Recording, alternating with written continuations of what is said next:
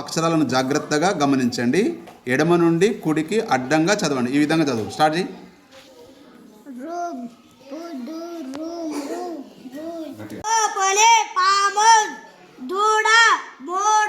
నీళ్లు పోస్తున్నాడు. ఇద్దరు పిల్లలు సైకిళ్లను శుభ్రం ఇలా నగ ఈత తడగ దవడ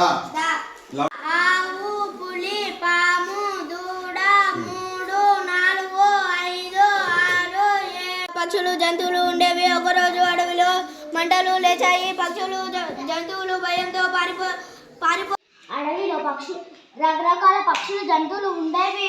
ఒకరోజు అడవిలో మంటలు లేచాయి. పక్షులు జంతువులు భయంతో మూప పాము రాకు కూర రాకుల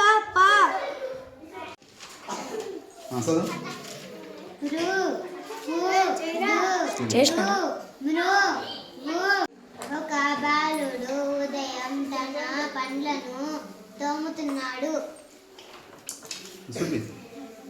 ఆవు పులి పాము దూడ 3 4 5 6 7 గుడి పోదు రు మృ పు యు అం నగ ఈత తడక దవడ లవణం. ఇప్పుడు పదంలో చివరి కుండ. అడవిలో రకరకాల పక్షులు జంతువులు ఉండేవి. ఒకరోజు అడవిలో మంటలు లేచాయి. పక్షులు జంతువులు భయంతో పారిపోయి కుండ ఆవు పులి పాము దూడ 3 రకాల పక్షులు జంతువులు ఉండేవి. ఒకరోజు అడవిలో మంటలు లేచాయి. పక్షులు జంతువులు భయంతో పారిపోయి ఒక చోట చేరాయి. చనిపోతామంది మేళకు వెళ్ళారు. మేనక ఇద్దరికి 10 రూపాయలు ఇచ్చింది. మేళల్లో రంగుల రత్నం ఉన్నది. అందులో పిల్లలు స్టిక్కర్లు కలిగి ఉంది. ఆమె ఇంకా 20 స్టిక్కర్లు కొనుగోలు చేసింది.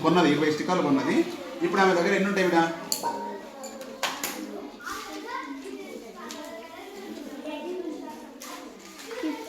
Very good, super. మంచి 12 పుల్లల కట్ట ఇది. ప్రతి కట్టలో 4 పుల్లలు ఉండేలా కట్టలుగా విభజించాలి. చెయ్యి. ఎన్ని కట్టలు అయితే చెప్పాలి నాకు.